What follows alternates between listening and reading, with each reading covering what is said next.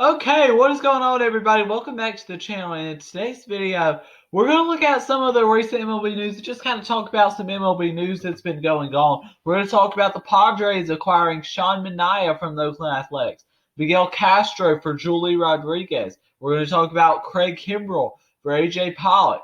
We're going to talk about what Jacob deGrom, his injury, means for the Mets and what the Mets injury of also Max Scherzer means as well.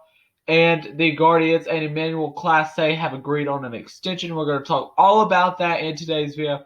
But before we get into this video, make sure you like the video, subscribe to the channel, and turn notifications. This is the place to be on Baseball YouTube for great baseball content. Let's go ahead and get into the video, of course. So the Padres acquired Sean Manaea. Now, of course, for the Oakland Athletics, they have blown up really everything this offseason. They traded Chris Bassett to the Mets, Matt Olson to the Braves, Matt Chapman to the Blue Jays. And, they're really trying to get rid of money. I mean, there is quite a few notable players that are making more than the whole Oakland Athletics team is worth, such as Corey Seager, Max Scherzer, just a few that are making more money than the whole Oakland Athletics team. And it, of course, made a lot of sense with Sean Manaea making $9.75 million this year that he would be gone. And Frankie Montas is probably next. He saw some interest from the Twins. The Kansas City Royals have been interested. Of course, you'll have some other teams, I'm sure, interested in him, in his services. And, I mean, if we're being honest with Sean Manaea, this is a guy that's a proven lefty that has established himself with a quality season. He's only 30 years old right now. And in 144 and two-thirds innings, he put up an ERA of 3.86 along with a 20.9 strikeout rate and a 6.2% walk rate.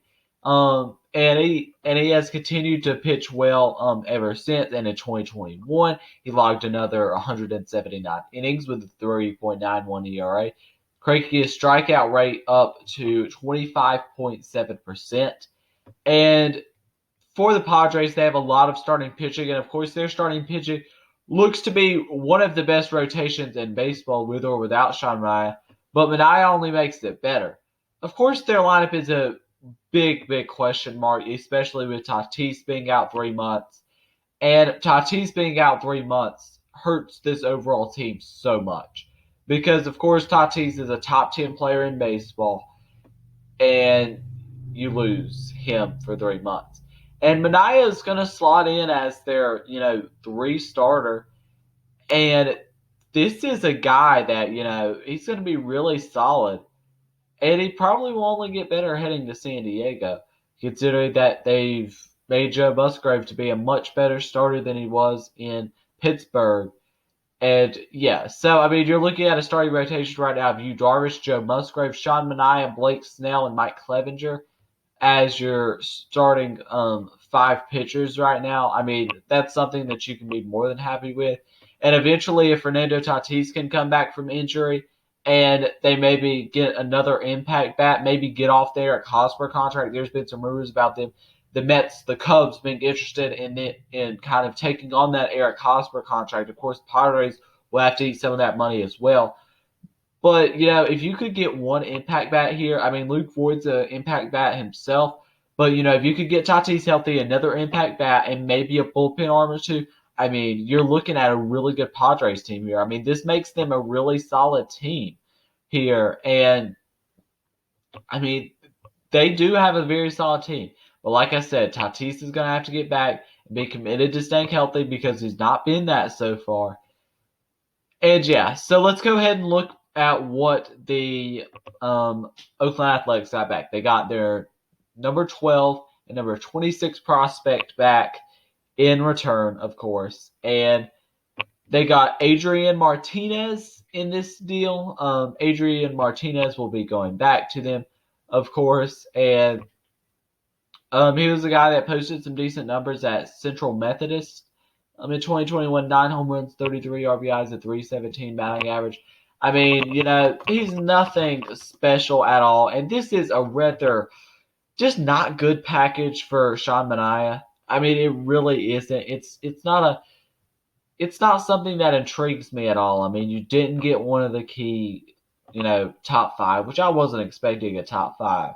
I was at least expecting a top 10 here, but they didn't get that. And they got, like I said it there, um, they got their top 30 prospects, sure, but it just doesn't live up to what we were possibly thinking for a Sean Manaea. And Adrian Martinez is currently, he is unranked as of right now in their 2022 rankings. And same thing with Angeles, who is also in this trade. This was just an overall W of a trade for the Padres. I mean, you have a ton of pitching depth there, and you only helped it with getting Sean Manaea back in this trade. I mean, that's just a great thing.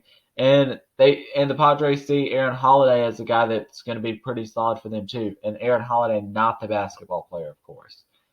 And Chris Paddock still has a lot of value. Chris Paddock is still a guy that, he's looking at a long reliever spot right now. And this is really a guy that does have some value. I mean, you could package him along with an Eric Hosmer or somebody and possibly, get a decent impact player for them, probably being an impact bat.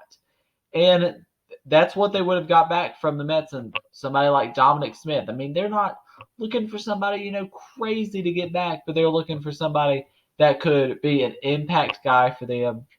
And I like what the Padres are doing. Like I said, they need some players to stay healthy. And when they do, they're going to be a really good team. Now let's go and talk about A.J. Pollock for Craig Kimbrell. I really think that this is a very good trade for both sides. For the Dodgers, you didn't really need A.J. Pollock a lot. Sure, he provided a lot and contributed to what they did in 2021, posting a 297 batting average, 21 home runs, 69 RBIs, and 355 on base percentage, a 3.1 WAR, 536 slugging, and an 892 OPS. In these last couple of years in Los Angeles, he started to live up to what we expected. And for the White Sox, this is another situation where they didn't need Craig Kimbrell. And Craig Kimbrell, since going to the South Side, performed pretty awful, actually. Overall in 2021, 4-5 with a 2.26 ERA. And this was a guy that was deadly in the first half of the season with Chicago, posting a 0.49 ERA, and then all the way up to a 5.09 ERA heading to the South Side of Chicago, where he was, of course, in an eighth-inning role, which is very interesting there. Now, for the Dodgers, I mean, you're just putting on and getting even more money here. I mean, this is a guy that's going to be making like $10 to $15 million in Craig Kimbrell in 2022, and you bring in another contract. But this does make them a lot better. This definitely replaces the void that Kenley Jansen left when he headed to the Atlanta Braves. And your lineup still looks plenty fine without him. You still have Mookie Betts, Freddie Freeman, Trey Turner. That's 3 top 25 players right there in Major League Baseball. You still got Muncy, Turner, Smith, Taylor, Bellinger, and Lux. Maybe Bellinger can be back to his old form in 2022. And, I mean, yeah, this makes a lot of sense for both sides. And for the White Sox, of course, this makes a lot of sense as well. The White Sox, they needed a right fielder, and they got a right fielder. That's exactly what they needed. And A.J. Pollock was, way better of a right fielder than I thought they would be getting. And this just makes them a ton better, honestly. And you still have a great bullpen. I mean, you still have Kendall Graveman in that bullpen, Liam Hendricks, Aaron Bummer. You still have some really solid players there. Of course, Garrett Crochet is going to be out for Tommy John, which really hurts. And Joe Kelly's going to possibly miss some time as well. But they upgraded massively, the White Sox did in this trade, and the Dodgers did as well. I think that both got a W of this trade. The Mets injury troubles just continue to pile on. I mean, the Mets always have injury problems. And, this Mets team, if, Scherzer's going to be out for a little bit of time too, and you've got DeGrom out for some time. I mean, this is a team, if the injuries really do hit them again, they may finish in 4th place in this division. I mean, this is a much improved division. The Phillies acquired Nick Castellanos and Kyle Schwarber this offseason. The Marlins got Jacob Stallings, Avisail Garcia. They got a lot of players this offseason too. This is a team that you really need to grow up in this rotation. This guy is the best pitcher in baseball by far. It's just he has to stay healthy. And this guy's going to be out a month already. and it's not a good sight to see for baseball. I mean, DeGrom is one of the best pitchers that we've ever seen, to be honest. And, he's just obviously going to be out for a month. The Guardians and Emmanuel Class A agreed on an extension, which was really confusing to me, considering that he got a 5-year, $20 million extension. Yeah, that doesn't make a lot of sense, considering he posted a 1.29 ERA, a 67.6% ground ball rate, and a 26.5% strikeout rate. And congrats to the Guardians. They absolutely finessed him. He's going to be,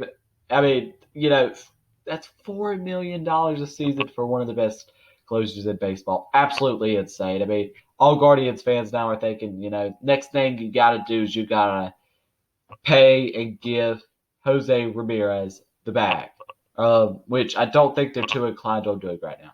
But yeah, that is going to be the end of this video. If you enjoyed it, make sure you leave a like, subscribe, and turn notifications, because this is the place to be on Baseball YouTube for some great baseball content. So make sure you like the video, subscribe. Thank you for watching, and peace.